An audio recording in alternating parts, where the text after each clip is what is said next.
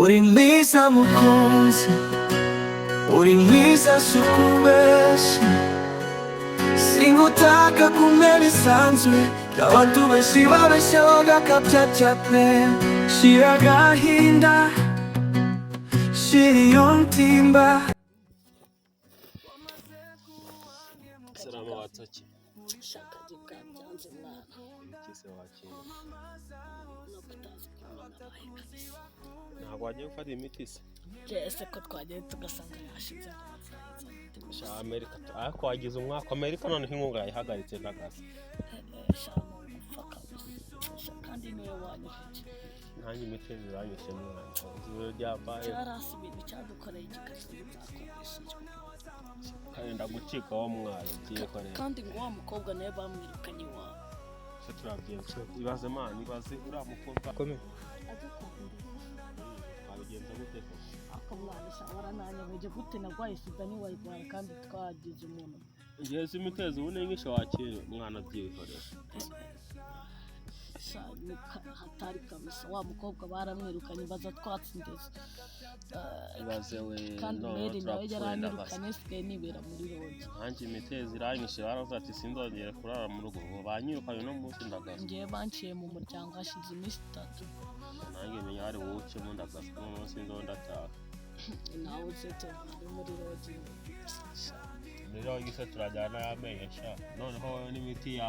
igihe guhenda uzayikura ese kuzayidura kandi niwe wanyoheje ngo tujye kureba inda yatukura siwe waje twabyango wabonye cyane gifite nyashise ko nakubwiye ko nabonye gifite nyashise besha nigeze nkubwa ko nabonye icyo ngiye kureba cyehorere mwana wose turabigenza gutuma cyane turapfuye pe rero n'imyaka yabaye wanyu baga cyakigabo niba ari n'igusore ntazi ubwoko bwacyo gikubita hamwe apfuye natwe duciye ako nacyo baragifunze buriya shasi ngiye mba ndi kurwana n'urwanjye nanjye mwana byihora imitezi sigaye njya gufata n'imiti bakambwira ngo buretse mwana ngo wowe ntabwo uraremba cyane ngiye none kurya nabi bivanze na sida ngo se ubona ibyo kurya ngiye bamaye inkono mwana burabwiza n'ibyo guhaha ntabwo nawe ngiye shani meruka twagurishije ya fone twitse iyo mba nyine nashyuye mworo ubuse ko ntiwadufata mwana ngo twibye baba we noneho bazatwica mbese nakubwiye ko nzasubirayo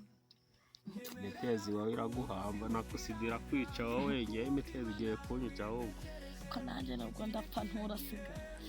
tugiye gupfa wa mukobwa nawe bamwirukanye iwabo n'agahinda gakabije kabisa byihorere mwana ubuse turabigenza gute gusa n'ibyo bibaza ntakunda ariko twihangane ahubwo tugiye kureba nyine akabana muri iyo rogi isi urimo mwana ati ngiye kwiryamira karyama uboshe wakikorye wese uraryama wagize meruka kwishyura kuno kwezi ubosha nishyuye abafite 200 niba turaba irogi ya 15 wa muginga we boss ukamuhabira andi rodi yaguhaye niko ubwo rero wigize wadangiye gukodesha rogi nk'iyo ngiyo ko nabuze uzi kuri agakene gutya mwana nabuze yamaki hasi iyo ujya gukodesha umusarane ukaba uraramo aha umusarane se ibintu ubuse urujene razukuraho shaka sandi kubyicuza cyakoze umuntu wese utarayishora mwabira bihagije ndamusabira kutazabijyamo kabisa abana tujye tubagira inama bere kujya mu bintu by'ubusambanyi niba byihana ubuse nari biwozaje bagiye mwana ngenda yibagiye ahubwo kanangira uno munsi mba byati ibintu by'ubusambanyi mu byihorere ukorera ibintu bitubaye ubuse ibintu koko nagenda gusa banza n'abantu icyumweru kabisa komana kandi niwe wavuze ngo wabonye cyane gifite nyashimana ubuse mu rugo noneho barambigenza gutera